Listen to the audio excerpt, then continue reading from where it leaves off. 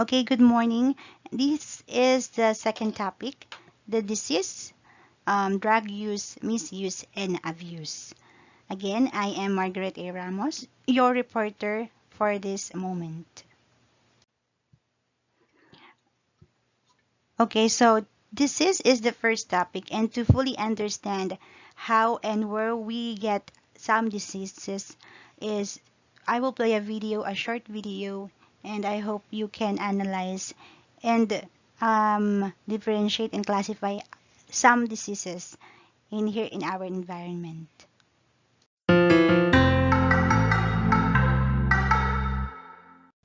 The moment a baby is born, it's attacked by several microbes present around it.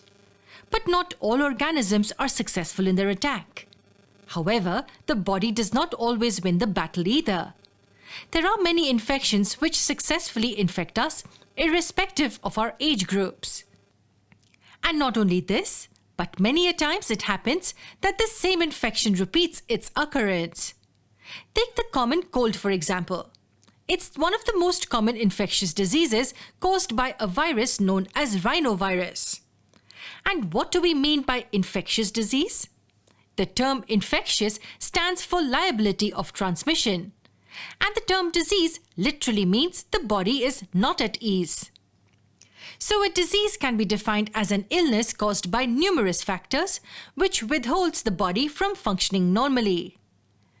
There is one more concept similar to this, which we need to know, and it's called disorder. And what does that mean? The term literally means the body is not able to work properly or simply is out of order. So are the two conditions different? Well, technically yes. Diseases are mainly caused by pathogens, that is, the external agents like viruses, fungi, bacteria, and so on, which enter the body and create problems. On the other hand, disorders are caused by some or the other defects in the functioning of certain cells or tissues. Take diabetes, for example. It can occur due to either improper production or improper uptake of insulin by the cells. Now, diseases are usually infectious or transmissible, whereas disorders are not. There are many sources which use the term non-infectious diseases synonymously with disorders. And what are these non-infectious diseases? Non-infectious diseases, as the name suggests, are those diseases which do not spread with mere contact. So logically, they can be used interchangeably. But for now, we will not get into the details of this classification of the types of diseases. Rather, we'll have a look at examples of each type. For studying infectious diseases in detail, we will have a look at some known diseases like malaria, typhoid, and a few others. On the other hand, for studying disorders, or say the non-infectious ones, we will have a look at an important example like cancer. Let's have a look at each one in detail in the upcoming videos.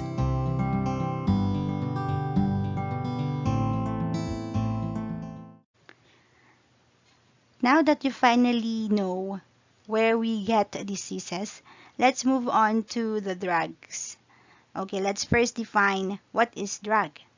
Drug is any substance that causes mental or physical change. And prescription is the doctor's written permission or order for a specific medication.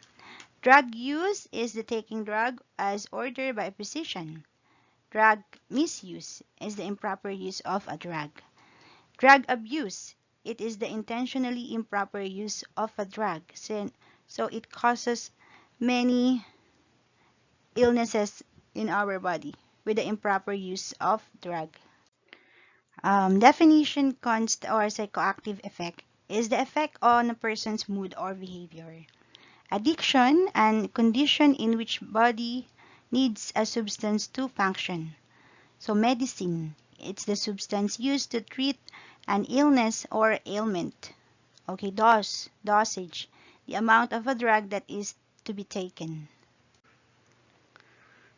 Drug categories, natural remedies. It contains substances that occur in nature. over-the-counter drug or drugs that can be purchased without a doctor's written permission. Prescription are drugs only given with a doctor written permission.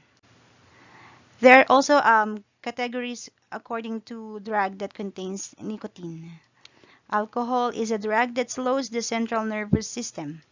Illegal drugs are drugs that can't be legally sold, purchased, or used. There are some types of drugs and it causes painkiller. Sedative slows central nervous system and causes drowsiness. Stimulant is the increased activity of the central nervous system. So how drugs can be taken? It should affect in respiratory system.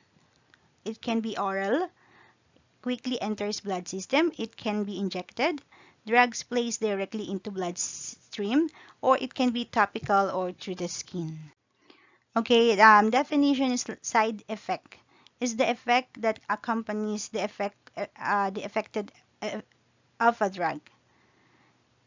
Drug allergy. It's the unwanted effect that accompanies the desired effect.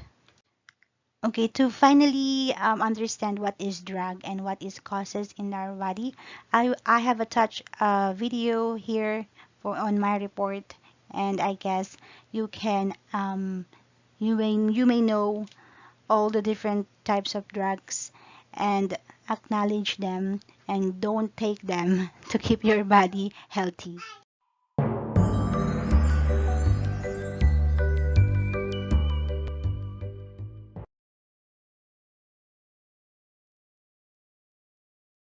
You may have already watched our video about pharmacology and drugs. But if not, let's recap. What is a drug? A drug is a substance that when released into the body will cause an effect. Some are legal, some are illegal, and some are prescribed by doctors to treat illnesses.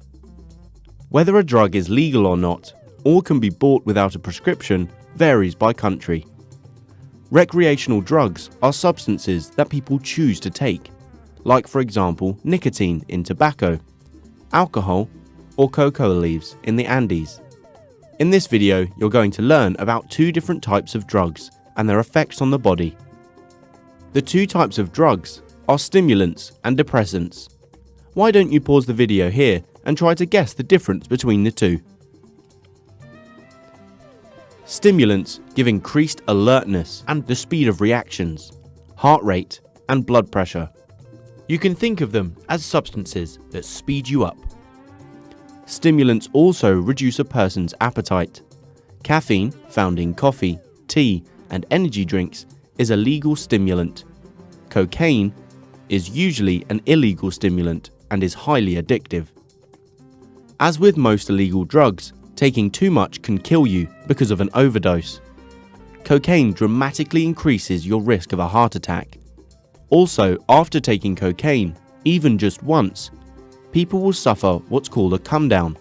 The user may feel depressed, have anxiety or panic attacks, hallucinations, or be unable to sleep. Cocaine is often snorted through the nose. If used long term, it can damage the nose to such an extent that the user can lose the septum of their nose. The second type of drug is depressants. They slow down reaction times, decrease inhibitions, damage brain cells, relax users, and make them more sociable. You can think of them as substances that slow you down. Alcohol is a depressant. Another common example is cannabis. It's usually smoked, but can also be baked in cakes and made into tea. Cannabis relaxes people, but it can make it very difficult to learn or concentrate. It can also cause users to become very paranoid, anxious, and sometimes psychotic. Smoking cannabis has been linked to mental health problems such as schizophrenia, especially if it's taken during the teenage years. Which organ system do you think these drugs affect? Most recreational drugs affect the nervous system. The nervous system is made of the central nervous system, CNS, which is the brain and spinal cord, and the peripheral nervous system, or PNS, which includes any nerves outside the brain and spinal cord. Neurons, or nerve cells, are specialized cells found in the nervous system. Can you label any of the cell structures in this diagram? Neurons carry impulses, or electrical signals, from one place to another in the nervous system. They connect receptors to the central nervous system, or CNS, and carry impulses back through the peripheral nervous system to effector organs, such as muscles and glands. To learn more about how the nervous system helps us sense the world around us, watch this video. When neurons are stimulated, they transmit an electrical impulse. They have many adaptations to make them as efficient at this as possible. Pause the video here and see if you can think of any adaptations. The axon is very long and carries an electrical impulse. It's covered by a fatty sheath made of myelin, which increases the speed at which the nerve impulse is transmitted. The nerve ending, or axon terminal, is branched to make good contact with many other neurons, or the effector organ. Two neurons do not make direct contact. Where they meet, there is a very small gap called a synapse. The impulse crosses the gap by means of neurotransmitter chemicals, which diffuse across the gap between the two neurons. Stimulants speed up synaptic transmission, while depressants slow it down. Some drugs stop the impulse from passing across the synapse completely. Drugs such as curare, the South American plant toxin used in arrow poison, do this. They cause complete paralysis and even stop the person from breathing. This substance used to be used in anesthetics, but obviously they had to use exactly the right quantity. Other drugs stimulate the synapse so that once an impulse crosses the gap, the impulse is repeated over and over again. One example is strychnine, a stimulant drug that comes from the same genus of plant as curare. It causes all the muscles in the body to go into a continuous spasm of contraction. In large quantities, it can stop the person from breathing. So now you know more about stimulant and depressant drugs. You have also learnt a little bit about the nervous system and how it's affected by drugs. If you liked the video, give it a thumbs up and don't forget to subscribe. Comment below if you have any questions. Why not check out our FuseSchool app as well? Until next time.